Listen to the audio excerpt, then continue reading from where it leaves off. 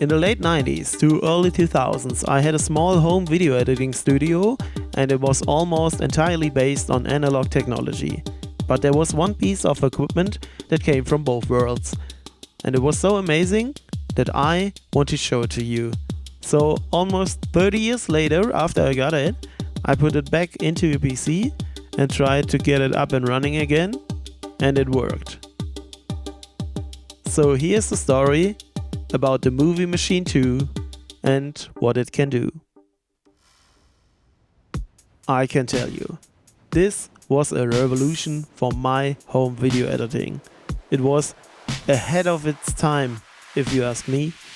It has so many stuff that I could only dream about before I had this card. Video effects, transitions, titles, keying. It was not just a video capture and playback card, it was also a live video mixer. It came with this breakout cable, so you could connect two video sources to it, like cameras or video recorders, and you can mix it live. It could also be used as a TV tuner card to watch television or the video input signals, and with additional capture and playback ports, it could be used to do non-linear editing. But today I want to talk about the live video mixing features of the Movie Machine 2. I used an old Pentium 2 PC with a rattling CPU fan and put the Movie Machine into an ISO slot. It's a 16-bit ISO card, full length. And I'm using two old CCTV cameras to provide some input signals to the Movie Machine. And this is Movie Studio 2. It's the video mixer, and let's have a look at it. At the moment it displays just a bitmap file on the video output, and you can use the button to transition to a live video source. As you can see, there is the Movie Machine. It has two boards on top of it. These are M-JPEG and MPEG extension boards. And on the back you can see the video breakout cable. This is for getting the video signals into and out of the computer. And the VGA signal goes also through the Movie Machine, from top to the Movie Machine and then out to the computer monitor.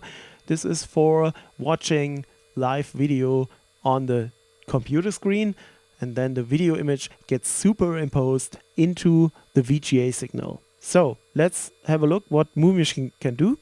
You can do a simple dissolve, as you can see, and push the button and the video signals dissolve.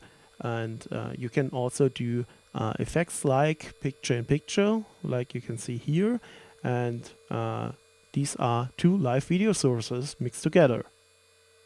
So yeah, this could maybe be used for a news show where somebody outside is put in the smaller window and is presenting some news.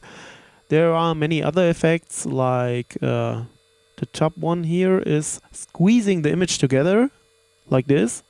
And there are other effects which just slide the picture in, like this.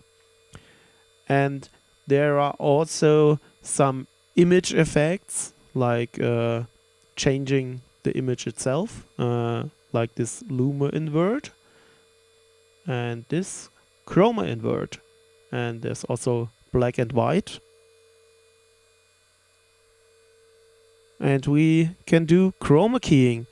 So this could be used to do green screen or blue screen, or just to key another color out of the image, like in this case red. So we can view the background image, the other video source, through those red on-air letters. And this was really amazing if you wanted to use like something like a video mixer that can do this in the late 90s. It would be very expensive to do this. So, and this is luma keying, which just looks for brighter and darker areas in the video image. So you can do like a range where it gets through or where it keys out the foreground image. And yeah, this is luma and chroma keying. And we can also freeze frame the image. So we can use this little button to change this little traffic light man. And we can freeze the foreground image. and yeah, can combine these two effects together. So yeah, you can combine some of these effects. So just like you see, freeze framing is possible, and the other things is like posterize, which does this cool effect. Looks like a painting. And color key and posterize do not work together, but you can do posterize and strobe. This is a strobe effect, and if you increase the value, the strobe effect gets longer. Just decrease it a little bit again and do posterize and strobe. And yeah, now you can do your 90s, early 2000s skate video, which yeah, we did. It was really amazing. Just look at this. And of course you can do a transition, but in this case the strobe effect has been kicked out, so it has been deactivated for now.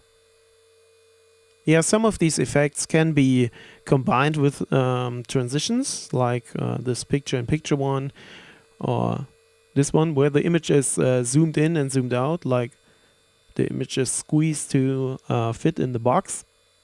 And let's do this one.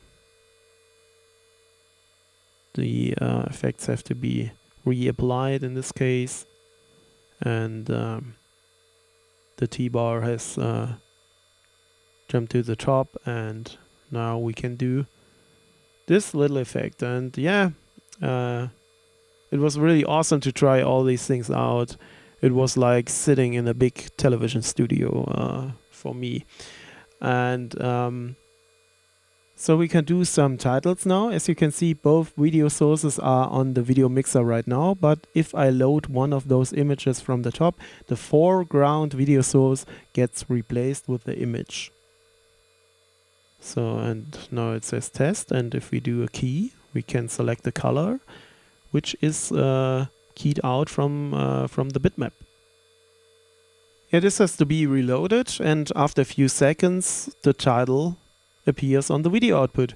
Yeah, and you can of course use effects like the slides to slide the title in and out, and squeezing does not work with those bitmaps, but yeah, the slides work, and this alone was a big deal for me because I could draw things in MS Paint and put it onto my videos.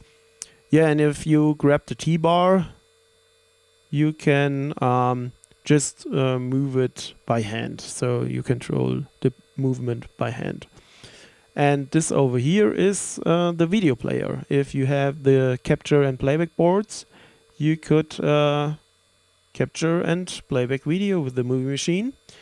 So yeah, hit the playback button, and the transition starts automatically, or you can stop it, scrub through. Yeah, and of course we can do it with another transition like this squeezing one. So the image squeezes together and expands. And video could also be played backwards. And this alone was a big deal because if you want to play video backwards in the 90s, I don't know what VCR broadcast that could do this without glitches. So yeah, let's design our own transition. As you can see, the foreground image is in the small box, and this is not designed to be switched while visible because it's not time-based corrected in this way. And the third input, so there's A, B, and there's these small antennas, that's for the TV tuner, which I don't have connected. And down here we have presets we can change. So as you can see, the small yellow window there, there's a small red dot, and this red dot is the beginning, and the end of the effect is like this cyan box, and we can move it around and we can zoom it, and we can do different things with it. And so yeah, let's position it like this, and maybe over there, and squeeze it together like this. And we can choose if we want to have both video fields, or if we want to have it scaled or not scaled. So this is not scaled right now, so we can choose a part of the image, like let's do air. So yeah, I just moved the camera a little bit around, and so we can crop out those letters. So yeah, let's position the upper left corner of the rectangle box, and now we can use the height and width sliders to crop the rest of the image.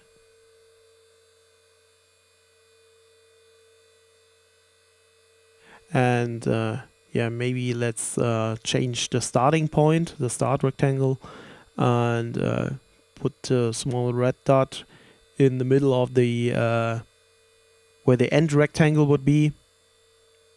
So now we can try it out. So and yeah, this is our custom made effect. And if we turn the scaling back on and try again, it zooms the picture in, but it is not doing the cropping anymore. So it just zooms the picture, and we can move it around, of course, and yeah, just preview the effect, and then hit OK and save it as our user preset.